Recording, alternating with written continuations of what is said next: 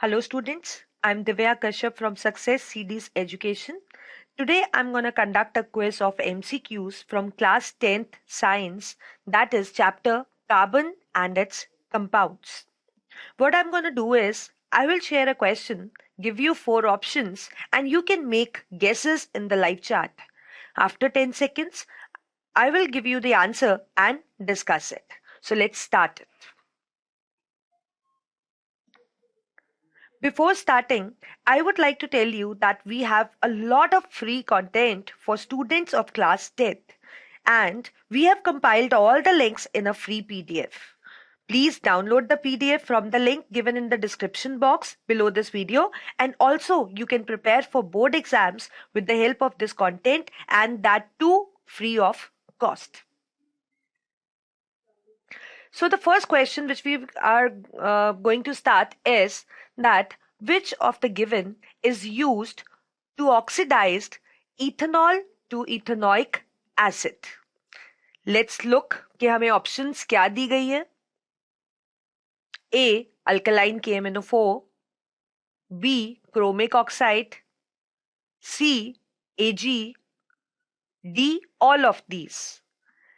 आपको गेस करना है. ये ऑप्शंस आपके पास है and your time starts now.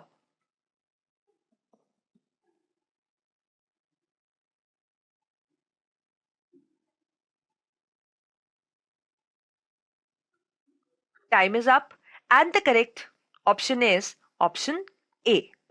तो चलिए इसका हम डिस्कशन कर लेते हैं कि कैसे ऑप्शन ए एक करेक्ट ऑप्शन है. अब देखिए इस क्वेश्चन में आपको दिया है इथेनॉल, राइट. लिख लेते हैं यहाँ पे.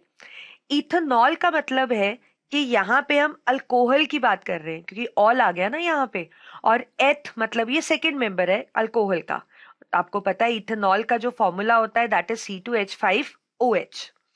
हमें ये बोला गया है कि हमें इथेनॉल को ऑक्सीडाइज करना है, और हमें ये भी पता है कि अल्कोहल की जो ऑक्सीडेशन होती है, राइट, इथेनॉल की या किसी भी बेसिक अल्कोहल की जो ऑक्सीडेशन होती है वो दो तरह की होती है. एक तो पार्शियल ऑक्सीडेशन, जब आप उसमें कंट्रोल्ड ऑक्सीडेशन करते हैं लेकिन ऑक्सीजन अवेलेबिलिटी उतनी नहीं रहती, राइट.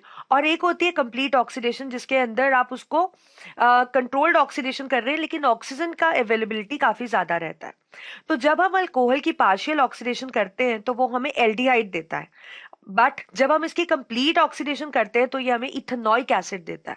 अब इस क्वेश्चन में हमें बोला गया है कि हमें उसे इथेनॉल से इथेनॉइक एसिड में करना है, राइट. तो इथेनॉइक एसिड का भी फॉर्मूला आपको पता है क्या होता है, CH3COOH, राइट. तो अब इथेनॉल से हमें इथेनॉइक एसिड मतलब यहाँ पे हम कंप्लीट ऑक्सीडेशन शो करने वाले हैं, राइट.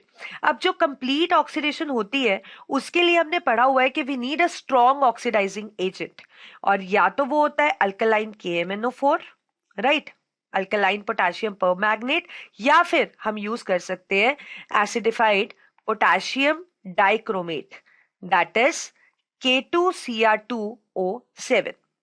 तो यहाँ पे जो ऑप्शंस आपको दी गई थी एक बार इनको भी देख लेते हैं. तो अल्कलाइन KMNO4 तो हमारा करेक्ट ऑप्शन हो गया, जैसे कि मैंने आपको बताया, क्योंकि वो एक स्ट्रॉन्ग ऑक्सीडाइजिंग एजेंट है. क्रोमिक ऑक्साइड की अगर हम बात करें तो उसका फॉर्मूला होता है CrO3, बट ये पार्शियल ऑक्सीडेशन में यूज होता है. सिल्वर भी पार्शियल ऑक्सीडेशन में यूज होता है, तो इसलिए ऑल ऑफ दीज का तो मतलब ही नहीं उठता. सो दैट मीन्स जो करेक्ट ऑप्शन है हमारा वो ए है, that is alkaline KMNO4. So let's start with the next question. Next question is, the substance not responsible for the hardness of water is, options देख लेते हैं. A. Sodium nitrate, B. Calcium hydrogen carbonate, C. Calcium carbonate, D. Magnesium carbonate. And your time starts now. Keep guessing. काफी easy question है. आपको सिर्फ इतना बताना है कि इनमें से कौन सा सब्सटेंस है जो वाटर में हार्डनेस नहीं कॉज करता है. Your time is up and the correct option is option A, that is sodium nitrate. अब देखिए हार्डनेस ऑफ वाटर की हम बात करें तो हार्डनेस ऑफ वाटर का मतलब होता है कि जो वाटर होता है उसके अंदर अगर कैल्शियम और मैग्नीशियम के सॉल्ट्स प्रेजेंट हो तो उसको हम हार्ड वाटर बुलाते हैं, राइट. अब जो कैल्शियम और मैग्नीशियम के सॉल्ट्स होते हैं वो बेसिकली कार्बोनेट्स और सल्फेट्स होते हैं, राइट। अब यहाँ पे देखिए, यहाँ पे आपको नाइट्रेट दिया गया है, इसलिए नाइट्रेट हार्डनेस के लिए रिस्पॉन्सिबल बिल्कुल भी नहीं होता, इसीलिए यहाँ पे हमने ए पार्ट लिया है। बट बी, सी और डी ऑप्शन में आपके पास कार्बोनेट्स ही है, इस वजह से ये तीनों रिस्पॉन्सिबल होते हैं वाटर की हार्डनेस के लिए, लेकिन सोडियम नाइट्रेट नहीं होता। The next question is, vinegar is a solution of A, 30% to 40% acetic acid in alcohol, B, 5% to 8% acetic acid in alcohol, C, 5% to 8% acetic acid in water, D, 15% to 20% acetic acid in water. And your time starts now.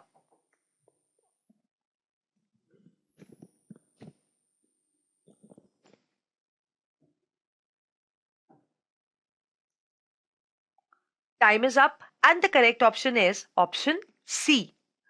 अब देखिए, vinegar की अगर हम बात करें तो vinegar क्या होता है, बेसिकली एसिटिक एसिड होता है, राइट। और एसिड का फॉर्मूला क्या होता है, इट इज CH3COOH। तो जब आप एसिटिक एसिड का एक आप कह सकते हो कि घर में हम एक यूज कर सकते हैं कि इट कैन बी कन्वर्टेड और it can be use as a vinegar. But हम कैसे विनेगर यूज करते हैं, इसको कैसे विनेगर बनाते हैं, तो हम एसिटिक एसिड को डाइल्यूट करके उसको विनेगर की तरह यूज कर सकते हैं। और आपको पता है विनेगर को हम किचन के अंदर यूज करते हैं, काफी चाइनीज डिशेस में इसका काफी मेजर यूज रहता है, राइट। तो एसिटिक एसिड को कितना डालते हैं हम पानी में, तो उसका जो प्रोपोर्शन होता है that is 5% to 8% acetic acid in water. और आपको यहाँ जो ऊपर दिया गया था वहां पे अल्कोहल था, अल्कोहल में हम एसिटिक एसिड डालकर बिल्कुल विनेगर नहीं बना सकते हैं। एसिटिक एसिड को जब हम पानी में डालते हैं, डाइल्यूट करते हैं, तभी हम उसको विनेगर की तरह यूज कर सकते हैं, नहीं तो अदरवाइज आपको पता है जो एसिड्स होते हैं दे आर क्वाइट करोसिव। अब वो करोसिव है तो एसिड को आप खा तो सकते नहीं हो, बट एसिटिक एसिड एडिबल होता है कैसे, जब आप उसका 5% to 8% उसको पानी के अंदर डाल के उसको यूज करते हो as a vinegar. Next question is, soaps are formed by saponification of A, alcohols, B, ketones, C, esters, D, carboxylic acids. And your time starts now.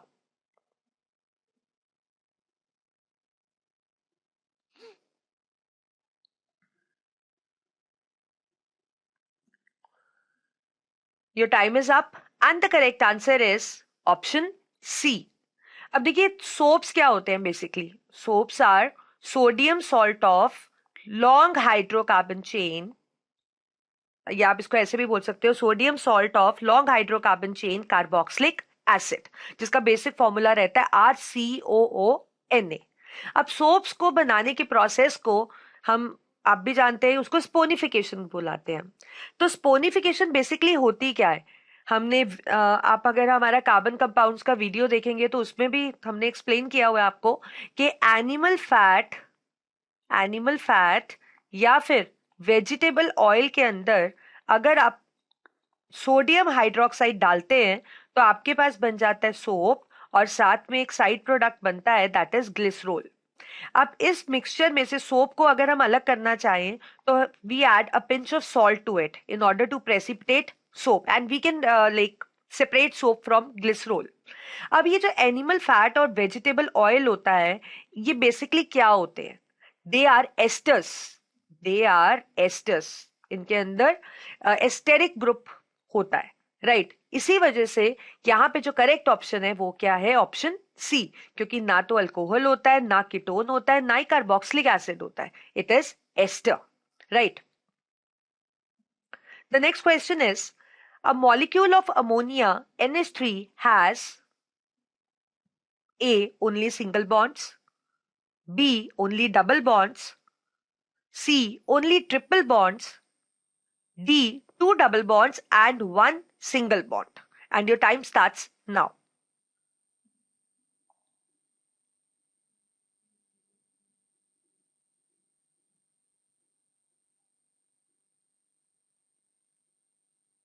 Your time is up and the correct option is option A. अब देखिए ए कैसे correct option है? अगर हम ammonia की बात करें तो मतलब अमोनिया नाइट्रोजन और हाइड्रोजन से मिलके बना है। इसमें एक नाइट्रोजन और 3 हाइड्रोजन प्रेजेंट होते हैं। अब आपको पता है ये दोनों ही नॉन मेटल्स हैं, तो ऑब्वियसली इनके अंदर जो बॉन्डिंग हो रही है वो कौन सी हो रही है? कोवेलेंट बॉन्ड बन रहा है। अब नाइट्रोजन के पास अगर इलेक्ट्रॉनिक कॉन्फ़िगरेशन लिखें तो इसके आउटर मोस्ट इलेक्ट्रॉन्स होते हैं 5, और हाइड्रोजन का आपको पता है 1 ही इलेक्ट्रॉन होता है इसके पास। तो 3 हाइड्रोजन्स अगर हम यहाँ पे लगा दें और तीनों का अपना एक एक इलेक्ट्रॉन हम शो कर दें, तो नाइट्रोजन को फोर्सफुली अपने 5 में से एक एक इलेक्ट्रॉन तो इन हाइड्रोजन्स की तरफ रखना होगा, और 2 कहाँ होंगे? यहाँ। तो ये बनेगा सिंगल बॉन्ड, ये भी बनेगा सिंगल बॉन्ड, और ये भी बनेगा सिंगल बॉन्ड, और ये क्या है? Lone pairs. तो बेसिकली इसके अंदर सिंगल बॉन्ड्स ही प्रेजेंट है, डबल बॉन्ड्स भी नहीं है, ट्रिपल बॉन्ड्स भी नहीं है, 2 डबल एंड 1 सिंगल बॉन्ड भी नहीं है। इसी वजह से इसका जो करेक्ट ऑप्शन है वो क्या है? Option A. Next question is identify the unsaturated compounds from the following: A propane, B propene, C propyne, D chloropropane. Options are A and B and D, C and D B and C, and your time starts now.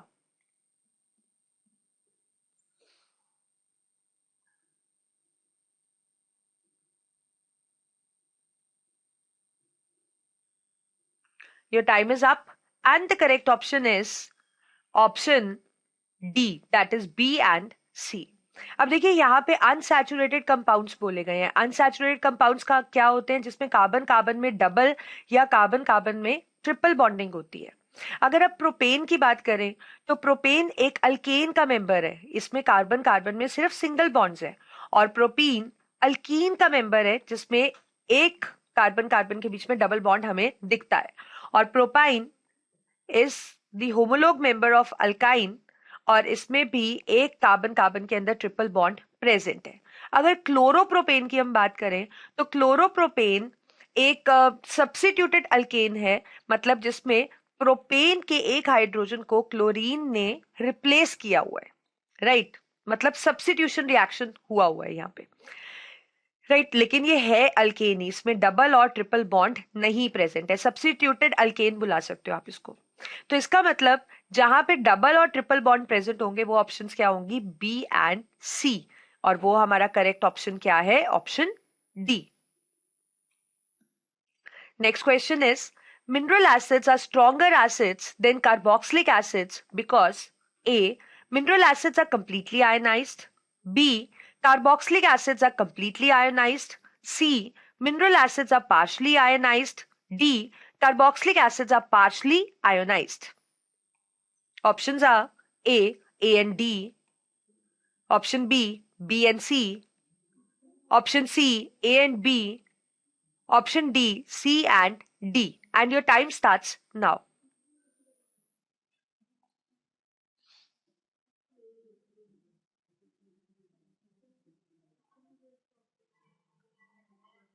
Your time is up, and the correct option is option A, that is A and D. अब देखिए इस question में हमें दिया हुआ था mineral acids. Mineral acids कौन से एसिड्स होते हैं? जो आपको अर्थ क्रस्ट में मिलते हैं, राइट? जैसे ही हमारे पास नाइट्रिक एसिड है HNO3, हमारे पास सल्फ्यूरिक एसिड है H2SO4, हमारे पास हाइड्रोक्लोरिक एसिड है HCl, ये सब मिनरल एसिड्स है। और कार्बोक्सिलिक एसिड आपको पता है जिसके अंदर हाइड्रोकार्बन का चेन हो और कार्बोक्सिलिक एसिड मतलब COOH का ग्रुप भी लगाओ। अब मिनरल एसिड्स काफी स्ट्रॉन्ग होते हैं और कार्बोक्सिलिक एसिड के कंपैरेटिवली स्ट्रॉन्ग होते हैं, और कार्बोक्सिलिक एसिड एक वीक एसिड होता है। अब उसका रीजन क्या है? कैसे आपको पता लगता है कौन स्ट्रॉन्ग एसिड है या कौन वीक एसिड है? तो ऑब्वियसली आपको पता है कि स्ट्रॉन्ग एसिड वो होते हैं जो कंप्लीटली आयोनाइज हो जाते हैं, और वीक एसिड्स वो होते हैं जो कंप्लीटली आयोनाइज नहीं होकर पार्शली आयोनाइजेशन शो करते हैं। दैट इज द रीजन यहां पे जो करेक्ट ऑप्शन है वो क्या है? Option A. Next question is which of the given does not belong to the same homologous series? A CH4, B C2H6, C C3H8, D C4H8, and your time starts now.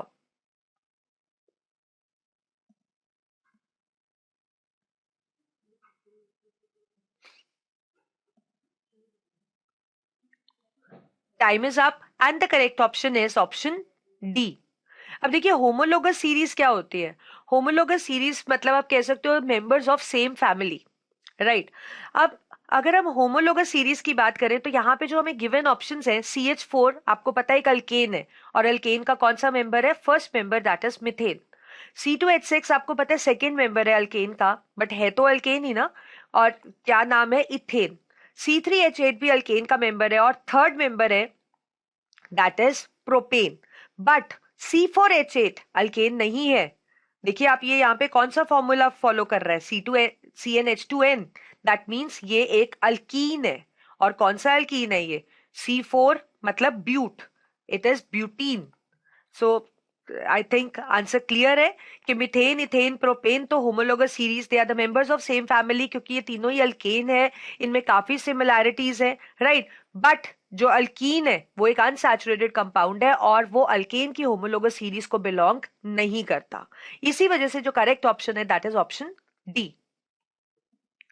Next question is the name of the compound CH3CH2CHO is A propanol, B propanone, C ethanol, D ethanol, and your time starts now.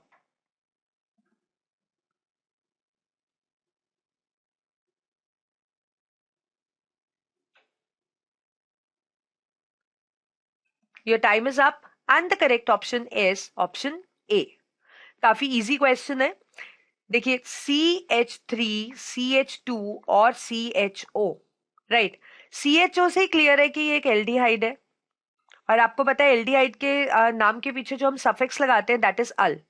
कितने carbon है यहाँ पे parent chain में? 1, 1, 2 and 3, क्योंकि functional group जिसके अंदर C होता है उसको भी हम पेरेंट चेन में काउंट करते हैं, राइट? तो ये क्या बन गया? Prop, 3 carbons, AN primary suffix and al, that is the reason propanal इसका सही ऑप्शन है।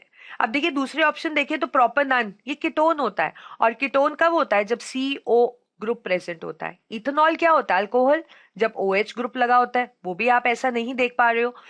इथेनॉल ये एक एल्डिहाइड है, बट एथ मतलब 2 कार्बन प्रेजेंट होने चाहिए, राइट? तो इसका मतलब ये भी करेक्ट ऑप्शन नहीं है। So I think you got it that why A is the correct option.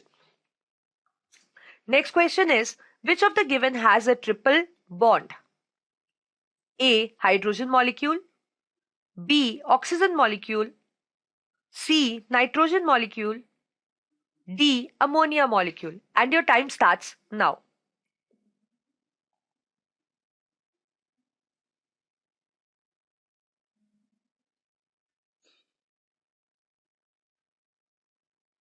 Time is up and the correct option is option C. अब देखिए ट्रिपल बॉन्डिंग की बात हुई है यहाँ पे। ट्रिपल बॉन्ड कब होता है? जब जो कंबाइनिंग एटम्स होते हैं वो 3-3 इलेक्ट्रॉन्स कंट्रीब्यूट करते हैं बॉन्ड फॉर्मेशन में, और हमारे पास 3 इलेक्ट्रॉन पेयर्स होते हैं। अब हाइड्रोजन मॉलिक्यूल के अंदर तो सिर्फ एक एक इलेक्ट्रॉन ही ये कंट्रीब्यूट करते हैं और सिंगल बॉन्ड होता है। ऑक्सीजन के अंदर जो कंट्रीब्यूशन रहती है वो 2 इलेक्ट्रॉन पेयर इसमें प्रेजेंट होते हैं, मतलब 2 electrons are contributed by each oxygen atom. Ammonia molecule की बात करें तो पहले भी डिस्कस कर चुके हैं, नाइट्रोजन 3 हाइड्रोजन के साथ 3 सिंगल बॉन्ड बनाता है और एक लोन पेयर रहता है। But in case of nitrogen molecule, जैसे कि हमें पता है इसका इलेक्ट्रॉनिक कॉन्फ़िगरेशन 2,5 है, it needs 3 more electrons to complete its octet. तो इसलिए जब ये मॉलिक्यूल बनाता है तो 3 इलेक्ट्रॉन पेयर बनते हैं यहाँ पे, राइट? इसी वजह से जो सी ऑप्शन है वो एक करेक्ट ऑप्शन है। Next question is which of the given has a double bond? A hydrogen molecule, B oxygen molecule, C nitrogen molecule, D methane molecule, and your time starts now.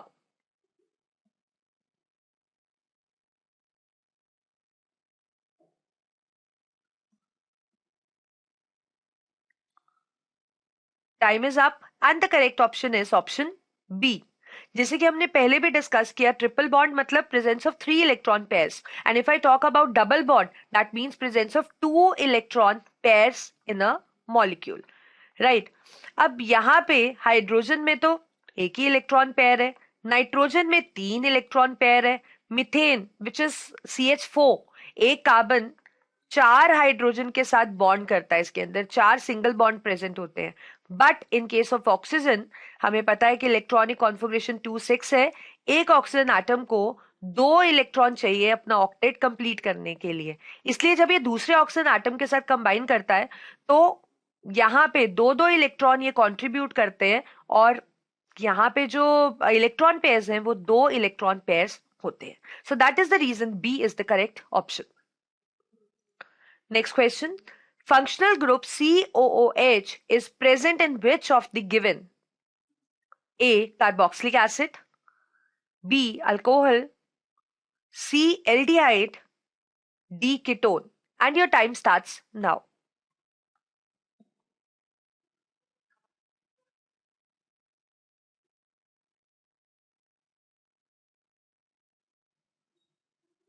Your time is up and the correct option is option A. अब देखिए functional group क्या होता है basically. Functional group is that group which when attached or which is present within the molecule, it represents the properties of the molecule। मतलब एक ऐसा group जो अगर चेन के अंदर प्रेजेंट है वो पूरे के पूरे कंपाउंड की प्रॉपर्टीज को ही बदल देता है, क्योंकि उसको गवर्न वही करता है, फंक्शनल ग्रुप ही करता है। और फंक्शनल ग्रुप बहुत सारे होते हैं, जैसे यहाँ पे ऑप्शन है ये सारे फंक्शनल ग्रुप ही हैं बेसिकली। अल्कोहल को कैसे रिप्रेजेंट करते हैं, कैसे पता लगता है कि अल्कोहल है? अगर कार्बन चेन में कहीं पे OH ग्रुप लगाओ। एल्डिहाइड कैसे पता लगता है? जब CHO ग्रुप लगाओ। कीटोन कैसे पता लगता है? अगर CO ग्रुप लगाओ। और कार्बोक्सिलिक एसिड कैसे पता लगता है?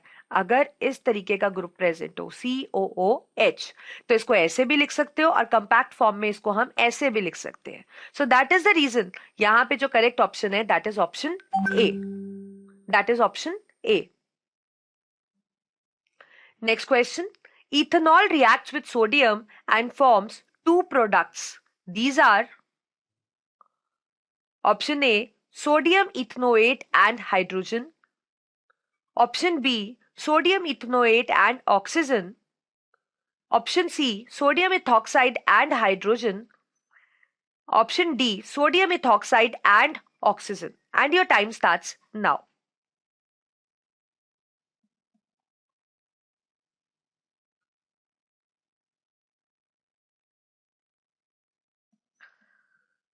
Your time is up and the correct option is option C, that is sodium ethoxide and hydrogen.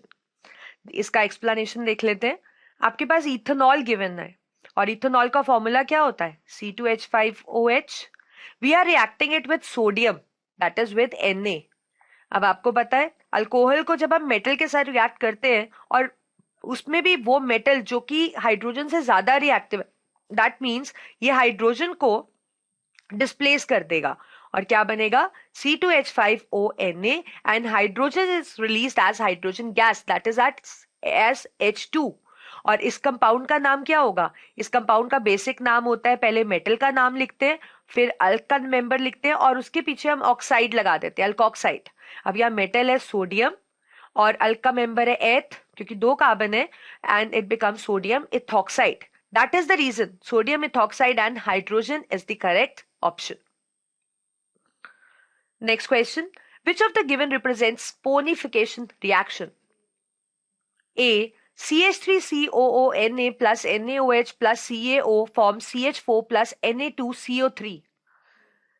Option B. CH3COOH plus C2H5 plus H2SO4 forms CH3COO C2H5 plus water.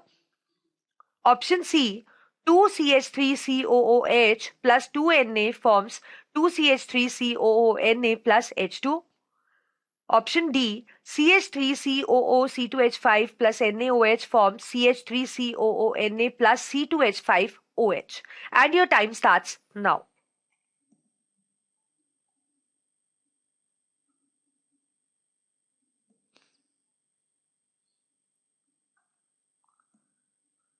Your time is up and the correct option is option D. जैसे कि हम पहले भी discuss कर चुके हैं कि saponification reaction means the process in which the soap is formed, उसको हम स्पोनिफिकेशन बुलाते हैं। और स्पोनिफिकेशन रिएक्शन में होता क्या है बेसिकली? इसमें एनिमल फैट और वेजिटेबल ऑयल को जब हम सोडियम हाइड्रोक्साइड NaOH के साथ रिएक्ट करते हैं तो हमारे पास बनता है soap, and along with it we get glycerol, right. अब यहाँ पे ये जो एनिमल फैट और वेजिटेबल ऑयल है, it is basically ester, right. और NaOH तो क्लियर है, that is sodium hydroxide. Soap आपको पता है क्या होता है, sodium salt of long hydrocarbon chain carboxylic acid, and along with that we get glycerol, that means a kind of alcohol. तो ऐसा सब कुछ आपको सिर्फ इस डी ऑप्शन में ही देखने को मिल रहा है, क्योंकि देखिए ये एस्टर है, ये सोडियम हाइड्रोक्साइड है, ये sodium salt of hydrocarbon chain carboxylic acid है, और ये एक अल्कोहल है। So that means option D is the correct option. Next question. Which of the given represents ketones? A. CO, B. OH, C. CHO, D. COOH. And your time starts now.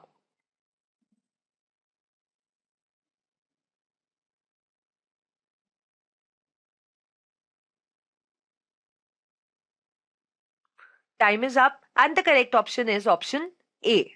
जैसे कि मैंने आपको बताया कि हमारे पास functional groups होते हैं. Functional groups are the special groups which when attached or which are present in the carbon chain, they govern the property of that compound. तो हमारे पास बहुत से फंक्शनल ग्रुप्स हैं, हमारे पास ketones, carboxylic acid, aldehydes, esters, बहुत से functional groups हैं. And how they are indicated, obviously they are indicated by the special groups. कुछ एटम्स उसके अंदर कंबाइंड होते हैं, केमिकल फॉर्मूला होता है जो कि हमें बताता है कि इसका ये फंक्शनल ग्रुप है. अब जैसे यहाँ कीटोन्स की बात की गई, कीटोन्स को कैसे हम आइडेंटिफाई करते हैं, अगर कार्बन चेन के अंदर कहीं भी इस तरीके का ग्रुप लगाओ, दैट मीन्स ये कीटोनिक ग्रुप है. OH लगाओ तो दैट मीन्स यहाँ पे फंक्शनल ग्रुप है अल्कोहल. CHO लगाओ इस तरह से, या फिर इस तरीके से ओपन फॉर्म में बॉन्डिंग भी दिख रही है, तो इसका मतलब ये कौन सा फंक्शनल ग्रुप है, एल्डिहाइड. और अगर ऐसे लगाओ COOH, या कहीं पे आप ओपन फॉर्म में इस तरीके से देख रहे हो, तो ये क्या है, कार्बोक्सिलिक एसिड. अब यहां हमें कीटोन के लिए पूछा गया था, तो ऑब्वियसली कीटोन को कौन रिप्रेजेंट कर रहा है, A. So that is the reason option A is the correct option. Next question. The gas used in welding and cutting metal is A. Ethine, B. Ethene, C. Ethane, D. Propene. And your time starts now.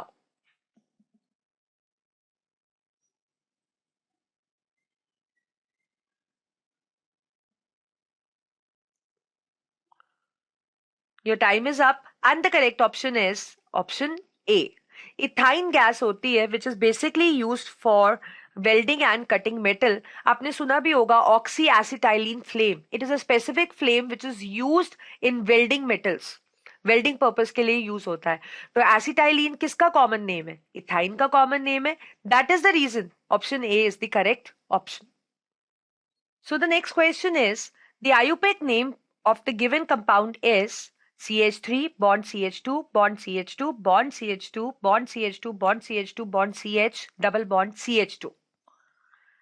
Options are A. heptine, B. heptene, C. octine, D. octene. And your time starts now.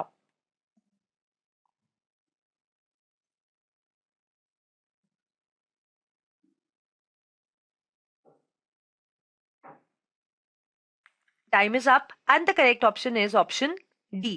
अब देखिए यहाँ पे जो आपको compound दिया गया है उसको पहले हम उसका फॉर्मूला लिख लेते हैं. अब कितने CH2 है यहाँ पे, 1 2 3 4 5, 3 4 और ये हो गए 5. Then we have CH and then we have double bond CH2. अब इसमें क्लियर है कि हमारा पेरेंट चेन ये स्ट्रेट चेन है, राइट. अब यहाँ पे अगर हम इसको नंबरिंग करना चाहें तो ऑब्वियसली जिस कंपाउंड के अंदर डबल बॉन्ड होता है उसको हम लोएस्ट नंबर देते हैं. कितने मेंबर्स हो गए पेरेंट चेन में, 8. That means oct. 1 पे आपका क्या है, डबल बॉन्ड. तो चाहे आप लिखो ऑक्ट 1 इन, चाहे आप लिखो ऑक्टीन, दोनों राइट है. So that is the reason D यहाँ पे करेक्ट ऑप्शन है. Next question is, which of the given is used as dehydrating agent? A. Alkaline KMNO4, B. Soda lime, C. Lithium aluminium hydride, D. Sulfuric acid. and your time starts now.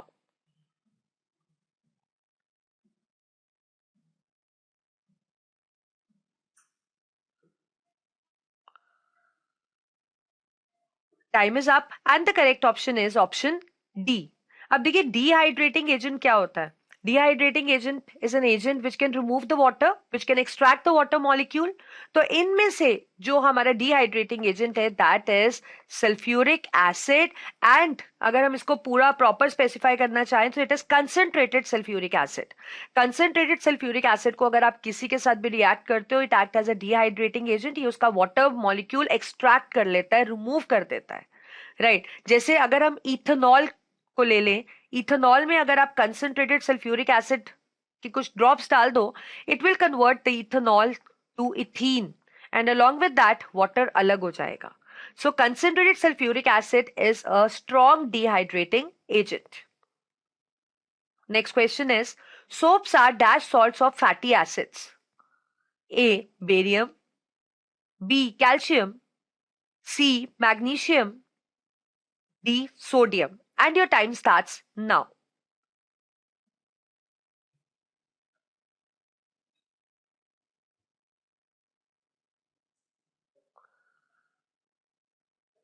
Time is up and the correct option is option D. Right. पहले भी हम define कर चुके हैं. Soaps basically क्या होते हैं? Soaps are sodium salt of fatty acids, या आप इसको ऐसे भी बुला सकते हो, soaps are sodium salt of long hydrocarbon chain carboxylic acid. और बेसिकली हम इसको लिखते कैसे हैं? अगर कहीं पे भी आप RCOONA इस तरीके के फॉर्म में आप कोई फॉर्मूला देख रहे हो, so that means it represents the soap. Right, for example C17H35COONA, ये भी एक सोप है. Right, so I think you got it कि सोप सोडियम सॉल्ट्स होते हैं. Next question is, the color of the flame of unsaturated carbon compound is A blue, B red, C yellow, D black. And your time starts now.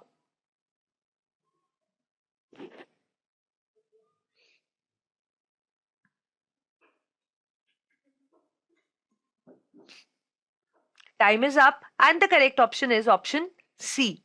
जो unsaturated compounds होते हैं उनके जो flame का colour होता है वो क्या होता है? येलो. क्योंकि वो कंप्लीटली बर्न नहीं होते हैं, क्योंकि इनके अंदर जो कार्बन का परसेंटेज है वो ज्यादा होता है, इस वजह से ये कंप्लीटली बर्न नहीं होते और जो फ्लेम कलर होता है that is yellow. Next question is, covalent compounds have option A high melting and boiling points, B high boiling and low melting points, C low melting and high boiling points, D low melting and low boiling points. And your time starts now.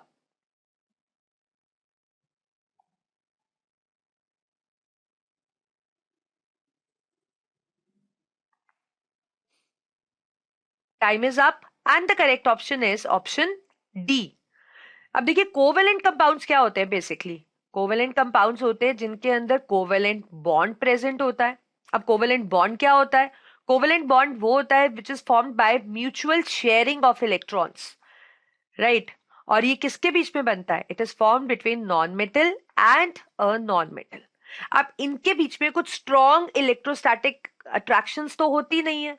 Right, so that is the reason इनका melting और boiling point low होता है. मतलब इनको melt करने के लिए और बॉयल करने के लिए हमें जो हीट सप्लाई करनी पड़ती है that is comparatively less if we compare it with the ionic compound, क्योंकि वहां पे इलेक्ट्रोस्टैटिक अट्रैक्शंस होते हैं, वहां पे पॉजिटिव नेगेटिव आयंस होते हैं. यहां पे ऐसा कुछ नहीं होता है क्योंकि म्यूचुअल शेयरिंग होती है. Next question is, propane with the molecular formula C3H8 has option A 7 covalent bonds, B 8 covalent bonds, C 9 covalent bonds, D 10 covalent bonds. And your time starts now.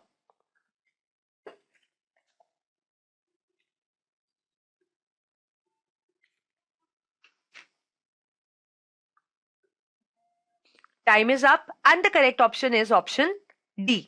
बहुत इजी क्वेश्चन है। Propane का जो formula होता है that is C3H8। 3 carbon से होते हैं, right, और 8 हाइड्रोजन होते हैं इसी तरीके से। तो कितने कोवेलेंट बॉन्ड्स है इसके अंदर? सारे कोवेलेंट बॉन्ड्स ही तो हैं, क्योंकि C और H दोनों ही नॉन मेटल है, शेयरिंग करते हैं। 1 2 3 4 5 6 7 8 9 and 10। That is the reason जो डी है वो हमारा करेक्ट ऑप्शन है। Next question is, which of the given substance is added to denature ethanol? A. Methanol. B. Pyridine. C. Copper sulfate. D. All of these. And your time starts now.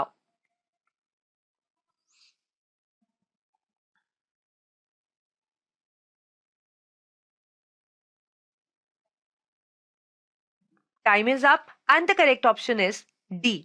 अब देखिए यहाँ पे D nature ethanol बोला आपको। D nature ethanol का मतलब क्या होता है? To alter the nature of ethanol by adding some poisonous substances. जब आप अल्कोहल के अंदर कुछ जैसे पर्टिकुलरली यहाँ इथेनॉल की बात कर रहे हैं हम, नहीं तो जनरली हम किसी भी अल्कोहल को भी डी नेचर कर सकते हैं। अब जैसे जो अल्कोहल है आपको पता है उसका काफी वाइड यूज है, इंडस्ट्रीज वगैरह में काफी यूज करते हैं हम अल्कोहल का। और अल्कोहल का सिडेटिव इफेक्ट भी होता है, क्योंकि हार्ड ड्रिंक्स जो विस्कीज बियर्स इन सब में भी अल्कोहल प्रेजेंट होती है और बेसिकली वो इथेनॉल ही होती है, राइट। अब अगर जिस अल्कोहल का ये सिडेटिव इफेक्ट है उसको हम इंडस्ट्रीज के अंदर यूज करेंगे तो वहां के जो वर्कर्स हैं वो इसको कंज्यूम कर सकते हैं, राइट। हार्ड ड्रिंक समझ के वो पी सकते हैं। अब अगर वो हार्ड ड्रिंक समझ के उसको पिएंगे तो वो काम कैसे करेंगे, राइट, क्योंकि आपको पता है जो इथेनॉल है वो बेसिकली हमारे नर्वस सिस्टम की एक्टिविटी को सप्रेस कर देता है, राइट। तभी आपने देखा होगा कि कई लोग ड्रिंक करके उनका जो बिहेवियर होता है वो बहुत वायलेंट होता है या वो बहुत एबनॉर्मल बिहेवियर होता है, क्योंकि जो उनकी सोचने की जो कैपेबिलिटी होती है वो कम हो जाती है, नर्वस सिस्टम का एक्टिविटी सप्रेस हो जाती है, राइट। तो इंडस्ट्रीज में जब हम इथेनॉल को डीनेचर करना चाहते हैं, मतलब उसका मिसयूज ना करें, वर्कर्स उसको कंज्यूम ना करें, तो क्या करते हैं कि उस अल्कोहल में कुछ पॉइजनस सब्सटेंसेस डालते हैं और उन वर्कर्स को पता होता है कि इसके अंदर पॉइजनस सब्सटेंस है और उसको वो कंज्यूम नहीं करते हैं हार्ड ड्रिंक समझ के, right.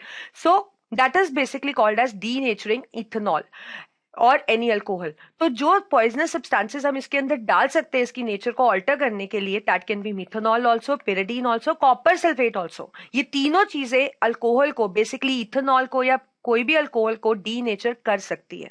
That is the reason option D is the correct option. Next question is, which of the given is not an allotropic form of carbon? A fluorine, B fullerene, C diamond, D graphite. And your time starts now.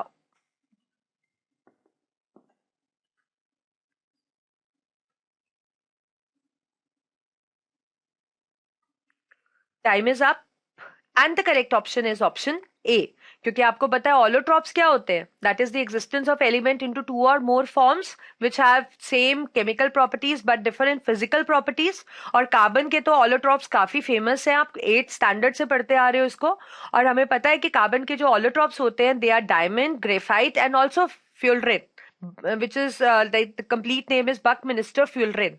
But fluorine तो एक element है, it is basically a non metal, ये कोई allotrope carbon का नहीं होता है। That is the reason A is the correct option.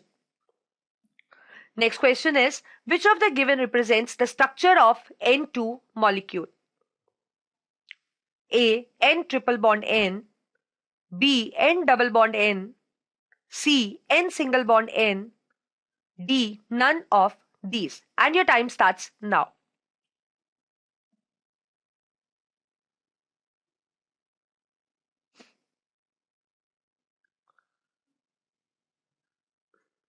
Time is up and the correct option is option ए। क्योंकि आपको पता है nitrogen molecule means N2, it is formed by the combination of 2 nitrogen atoms. और हमें पता है कि nitrogen के आउटर मोस्ट शेल में 5 इलेक्ट्रॉन्स हैं, ऑक्टेट कंप्लीट करने के लिए इसको 3 इलेक्ट्रॉन चाहिए, राइट। तो जितने इलेक्ट्रॉन चाहिए होते हैं उतने ही कोवेलेंट बॉन्ड में हम बीच में रखते हैं। और बेसिकली यहाँ पे जो इलेक्ट्रॉन पेयर्स है जो शेयर हो रहे हैं या जो फाइनल इलेक्ट्रॉन शेयरिंग पेयर्स बन रहे हैं वो 3 इलेक्ट्रॉन पेयर्स बन रहे हैं। मतलब इसके अंदर क्या प्रेजेंट है? Triple bond. That is the reason A is the correct option. I think you got it. So, thank you for watching this video. With this, we come to an end of the MCQ quiz. Thank you for watching it. And if you like it, hit the like button, share the video, hit the bell icon for updates on the next upload. So, me, Divya Kashyap, signing off. We'll meet you in the next video. Thank you.